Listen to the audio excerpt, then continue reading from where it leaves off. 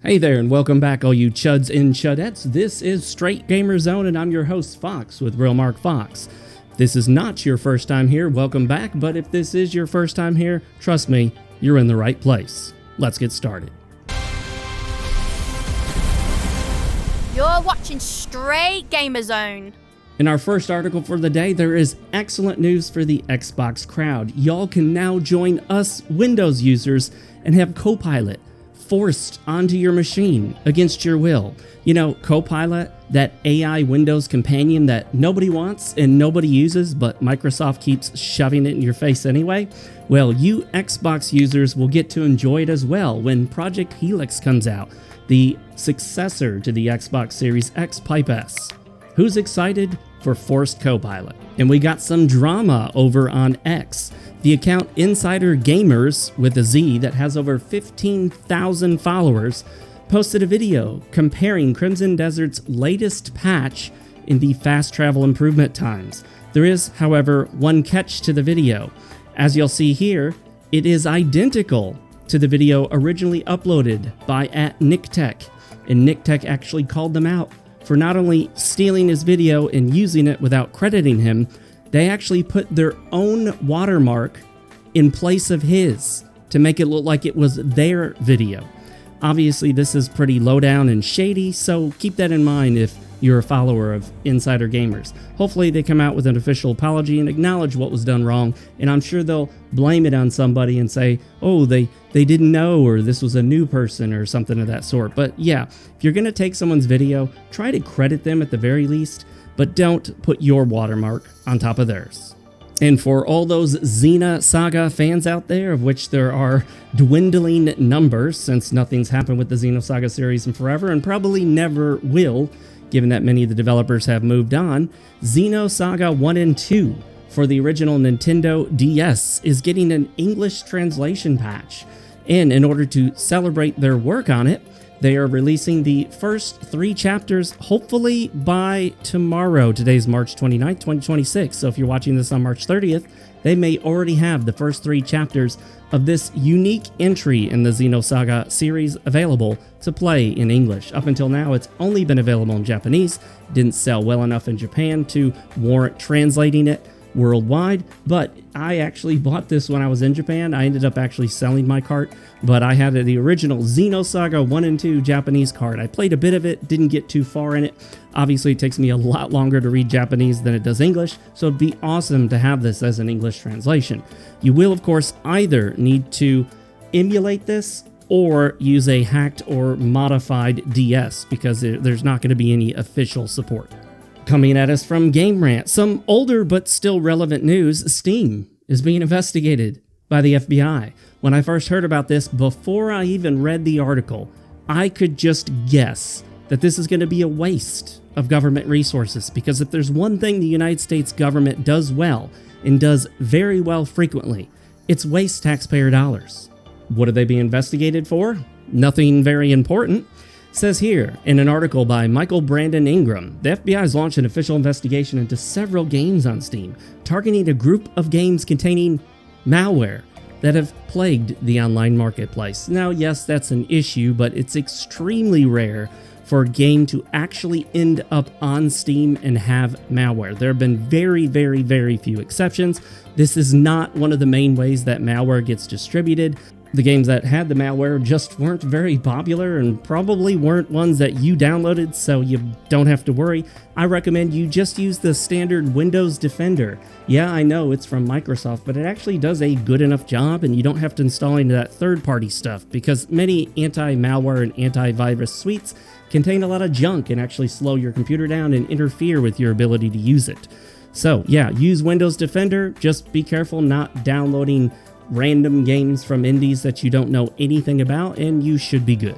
Coming at us from Blue Nugroho, Blue is Violet on X. Apparently, the term console exclusive is now being used by Sony in some of their official advertisements. The 7 Deadly Sins Origin, a new gacha game that just recently released, is a PlayStation 5 console exclusive. You would think that would mean it's exclusive to the the PlayStation 5, because the PlayStation 5 is inherently a console, but what they mean to say by that is that if you want to play it on a console, PlayStation 5 is the only console that currently has it. It is of course playable on PC, and I'm wondering, is there a mobile version? Most gacha games end up with a mobile version. So what do you guys think about this use of the term console exclusive? Is it misleading, or is it technically accurate, but just something they like to use to try to get you to buy their proprietary hardware? And Guru Larry over on X brings us this interesting little tidbit. Those of you with a PlayStation 5, that includes me, probably did not read the terms of service that you agreed to, because, I mean, who does? These things are extremely long, they're very boring, most of them contain the same stuff, and the more you read it, the more you just hate companies and businesses. Well, in the case of Sony, they decided to put in a clause in their terms of service: you must not resell either disc-based games or digital games unless expressly authorized by Sony, and if the publisher is another company, additionally by the publisher. So that's right, if you buy a disc-based game for your PlayStation 5 and you decide you want to sell it to GameStop, you need to get Sony's permission, and if it's not owned by Sony, it's just, you know, a Sony PlayStation 5 game, it was published by someone else and another developer made it, you need to get their permission as well, not just one or the other, both. That's right, make sure to write a letter to Sony and to whoever the developer of the game is and say, hey, do I have your permission to sell my disc-based PlayStation 5 game to GameStop? In my case, I'm not in violation of this because I lent my digital-only PlayStation 5 to a friend, and he was able to play my digital games on the PlayStation 5. I didn't sell it to him, I lent it. Therefore, I'm not in violation of this. But what's interesting is a lot of people will say, well, you agreed to it, so now you're bound by it, and you're stuck with it. That is generally true, but not always. There are clauses in terms of service, there are even clauses in landlord-tenant agreements that are not legal in the state or country in which they are located. Therefore, the clause is actually null and void. You can't put just anything in a terms of service. You can't just put anything in a contract and it's automatically binding just because you signed it. You can sign a contract, and if it's determined that something in the contract was not lawful and violates some existing state and/or federal law, well, it's null and void. It's no longer valid. That's why at the end of many of these contracts, it says that if any portion of this should be rendered null and void, the rest remains in effect. Because quite frequently, EULAs, end user license agreements, terms of service, contracts, are found to contain portions that are not lawful. Therefore, they get struck down and they are unenforceable. Speaking of which, how in the world is Sony going to enforce this? And I have a question for you. How many times has Sony enforced this particular point of their terms and service? My guess is 0, because I'm pretty sure it's unenforceable one way or another. And in some completely useless but interesting information from videocards.com, DLSS was tested at a 1% render scale. I'm not sure how that would work. I don't think you can contain enough of the image of the game in a 38 by 22 pixel image, but somebody took a 38 by 22 pixel image of a game and tried to upscale it to 4K. Yeah, that's just not going to work. You can't put all the details in there. No upscaling algorithm that exists, or in my opinion could ever exist, could know what all is contained in what's supposed to be contained in 38 by 22 pixels. That is exceptionally low. In fact, old DOS games were, exponentially larger than that. Useless, but interesting. A new Crimson Desert patch has hit, the second one since the game's release, taking care of a lot of issues. Many of these things I complained about either in my impressions video of Crimson Desert contained on this channel, you can look it up, or in my live streams. Has faster loading time, which was a major issue. Load times took way too long when fast traveling. Locked doors now allow you to decide whether or not to use a key, because many times you would unlock a door and there's nothing inside and you don't care. Only way to find out if a door is locked is to push into it, in which case you would use the key if it's locked. Gliding uses less stamina, I complained about that issue. Improved movement controls, yes, because movement is still an issue in the game even after all this. Cooking's faster with a make now option, although it's not fast enough in my opinion. They still make you watch a short cutscene every single time you cook. And when I sit down to cook items in the game, I'm often cooking 5, 10, 15, 20 different items. And for each and every one, a cutscene starts. I have to click the B button to skip it and then do it again. They added 5 summonable mounts. I haven't found those in my game yet. I guess you gotta obtain them somewhere. There's now a refinement coin that instantly upgrades gear. to level 4. That one's interesting. That's the kind of thing you would put in an MMO, but then again, these are the guys, Pearl Abyss are the guys that made Black Desert Online, the MMO. Makes sense. They added a store all selected items function, which is awesome. The mining knuckle drill now collects ore immediately. I'm using that, and thank goodness, because you would drill the ore. As soon as that ore little deposit would explode, the ore would fall and sometimes tumble down a cliff, and you'd have to go down the cliff to go pick it up. Very annoying. The Diminisian chainsaw now collects timber immediately. I didn't know there was a chainsaw in the game, but I got to get my hands on that now. You can now store more than 240 items. We went from you can't store anything to, hey, there is storage, to now you can store more than 240. They improved the photo mode, which I've made very little use of. Equipment can now be used while flying, which is cool, but it made sense that you couldn't originally. The aerial stab that people were using, which was more like a glitch, has now been fully incorporated into the game with some limitations. They improved the interaction range for NPCs, thumbs up to that. Responsiveness during short distance movements, a bunch of other things that you can read there, bug fixes, and more. Really awesome to see how quickly they're patching this game.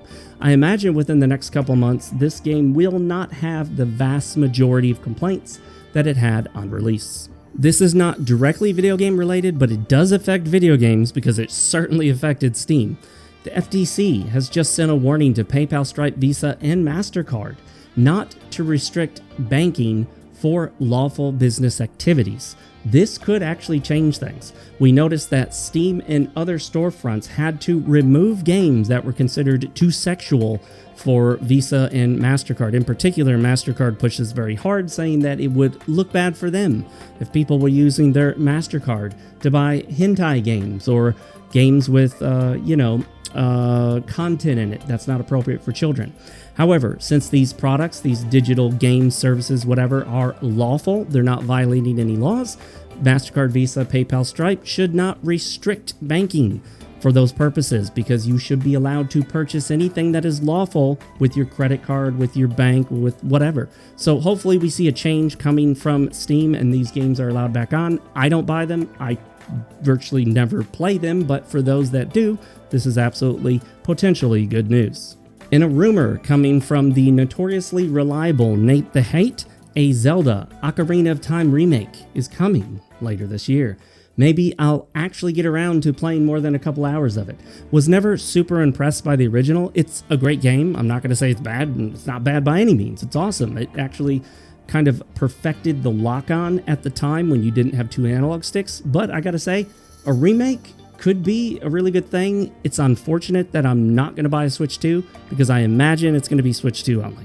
The CEO of Pearl Abyss says that they might cross 5 million units sold very soon, and they're considering making a Switch 2 port of this very intensive open world game. I gotta say, I think the Switch 2 port, it's doable. After all, The Witcher 3 was on there, but I imagine they're gonna have to make a lot of concessions. So if you don't have a PC or another console in which to play Crimson Desert and you only have a Switch 2, then maybe this will become an option. But I imagine that a Switch 2 port is at least 6 months out, if not a year, possibly more. It's going to take a lot of effort to get that thing to run on the Switch 2. And interestingly enough, Steam on March 24th, 2026 has broken once again their concurrent player count record.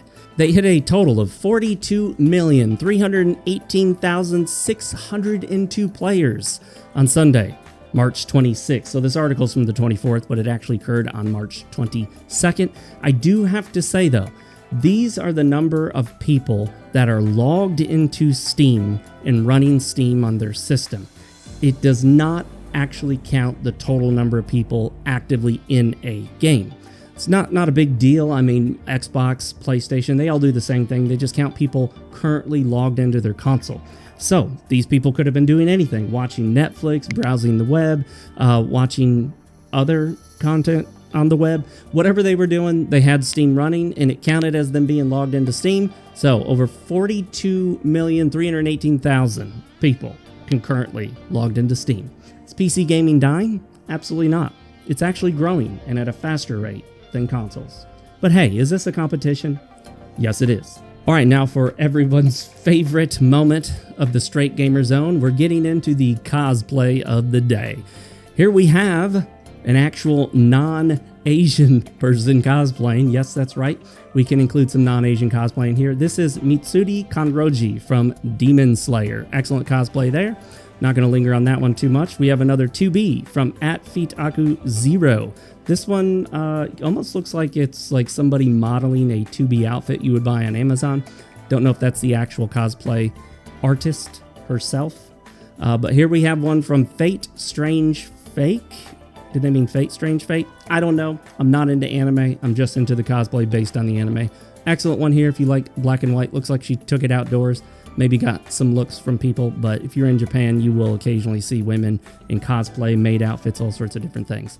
And I've noticed that lately 2B's wedding white color has seemed to be very popular as a cosplay option for women on X, formerly known as Twitter. That one looks more like just lingerie, bikini. We'll skip those. We'll go back to this one. We've got 2B. Now, I gotta say her face looks a little off, almost like AI, but probably just a bunch of makeup or whatnot. This is obviously an even skimpier version of 2B than the 2B from the game, as you can see there. And then, why not have, quite simply, just a really solid maid cosplay? Doesn't even need to be a specific character, it can just be a maid.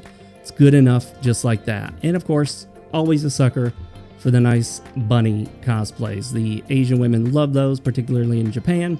This is from something, I can't remember what, but this one actually looked pretty good. Obviously, I'm not going to show the back side of it, which I think is available, but we'll just show the front for obvious reasons. I don't want to get this thing demonetized. And this is an excellent cosplay setup.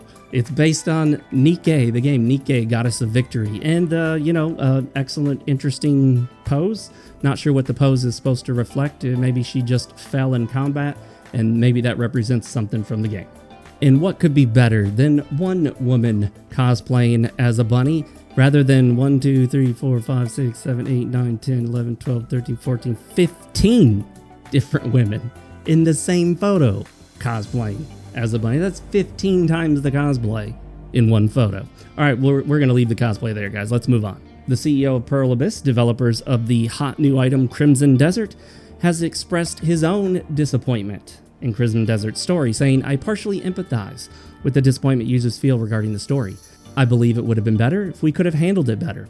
Yeah, that makes sense. It would be better if you did it better.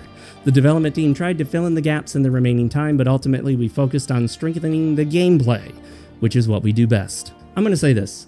I know, based on what a lot of the developers have said, that the story wasn't really fully decided until near the very end of development. This game started as an MMO, and then they switched gears, and they didn't really focus on the story till way towards the end. I think that's fine, honestly. If you're going to make a game and you really care about the story, you need the story there from the beginning. But when you're focusing on gameplay, which is what games are really all about, then having excellent gameplay will make up for a lackluster story. I don't think Crimson Desert's story is really all that bad. It's actually okay, especially if you pay attention to it. The portions that I pay attention to and don't fast forward through, which is the only option you're given, fast forward or watch the whole thing, they're really not that bad. The voice acting is fine, the movements, the lip syncing is sometimes off, but other than that, I gotta tell you, it's not a horrible story, it's just not a great story. And the problem here isn't that the story is absolutely terrible or really bad or anything. The problem is that the game puts a lot of emphasis on the story, especially when you can't skip it. There's a lot of dialogue that you can't skip, you can't fast forward, you can't speed up, you just have to sit through it. When it comes to cutscenes, at best you can fast forward, but you can't skip them. So when the game is forcing you to endure the cutscenes, forcing you to listen to the dialogue, you gotta have good dialogue, preferably great dialogue. And in this case, it's serviceable, it's okay, sometimes good, rarely ever great.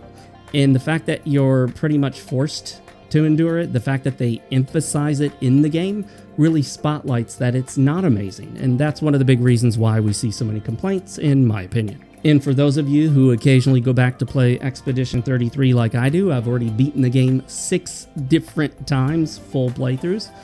There is now the Stellar Blade Tacky Suit available on Ayaka Mods. Yes, if you don't know, Ayaka Mods is an alternative to the more increasingly left-wing Nexus mods that I hate having to use. But if you go to Ayaka Mods, you can find the Stellar Blade Tacky Suit available to put on Lune or CL. I don't know if it's available for MyL. You have to go and check that out for yourself, but it certainly looks good from the screenshot, so hey, why not give it a shot? And some great news for Sony ponies. Your favorite company, Sony, is going to be taking in even more money with each sale of hardware that they make, because the PS5, PS5 Pro, and Portal are all getting price increases starting April 2nd, 2026. The PS5 Pro all the way up to $900. The base PS5 going to $600. And the Portal, honestly, I don't care about the Portal. I'm shocked that anybody does. You have to basically be tethered to a PlayStation 5 to even use the Portal. But whatever, you know, if that's your thing, if you want to have your PS5 running and rendering the game and then play elsewhere, not near the PlayStation 5 in your house, Portal's an option, but all the prices are going up across the board. And if you're a fan of making your own RPGs without having to really know any programming, although it helps to know some scripting language stuff, RPG Maker is adding an Octopath-style presentation where you get that 2.5D look. Yeah, I'm probably still not going to play any RPG Maker games. I know there are a few that actually are good and they sell well on Steam, but for the most part, you know, they start to look the same, and as soon as you see a game on Steam, you can immediately identify, oh yeah, this was made in RPG Maker. It's been now over 3 weeks with Snowbreak Containment Zone servers down with no announcement as to when they'll come back up. Rumors swirling about mass censorship possibly enforced by the government, and I believe in this case it's the Chinese government.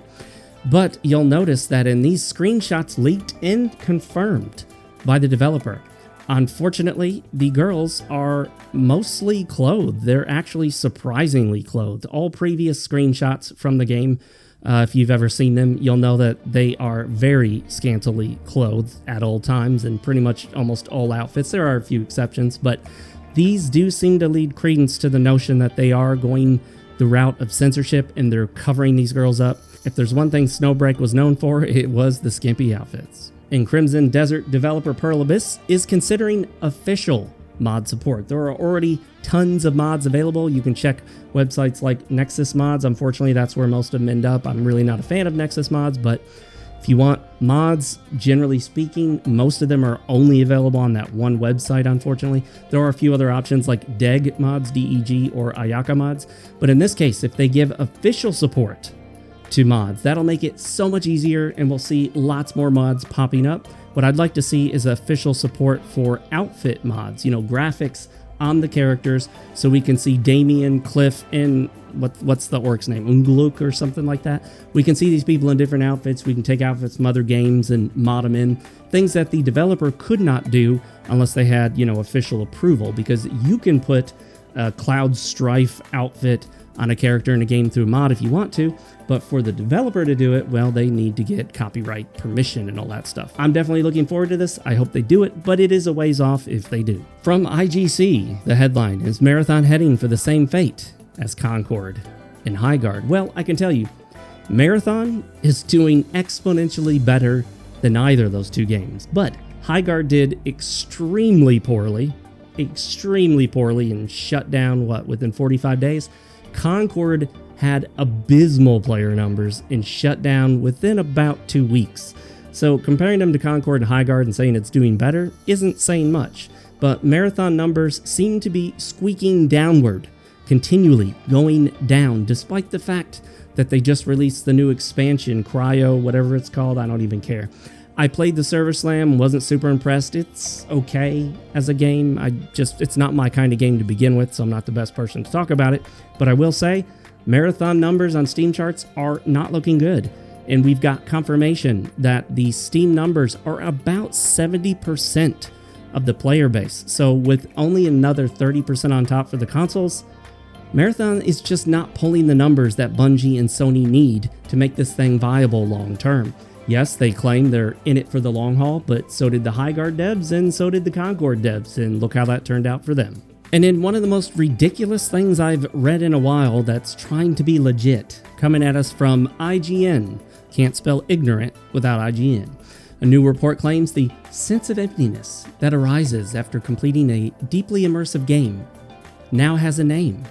It's post-game depression. You know, we really are cheapening the notion of depression.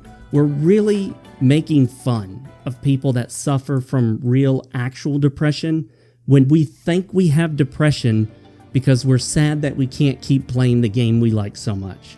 I'm sorry. I don't see this as any form of depression. I think it's insulting to people with real mental health issues to pretend that you're suffering a mental health issue because you're sad you finished your awesome game. No, there's no such thing as post-game depression.